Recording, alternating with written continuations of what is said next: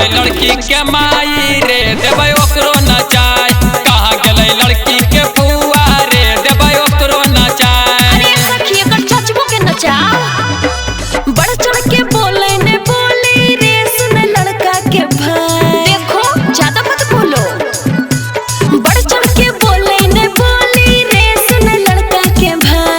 कहाँ के साला बरतिया रे देबो मार के भगाए। कहाँ के साला बरतिया रे देबो मार के भगाए। समझे?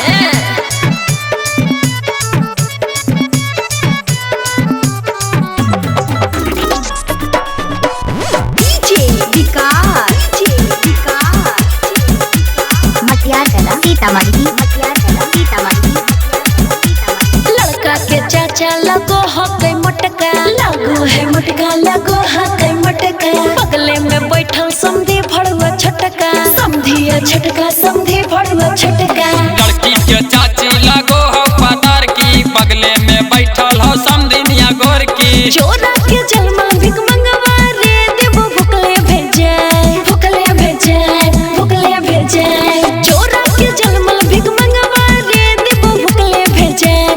कहाँ से अइले बराती रे तनी डीजे बजाओ। नवादा से अलियो बाराती गे देबौ डीजे बजाय।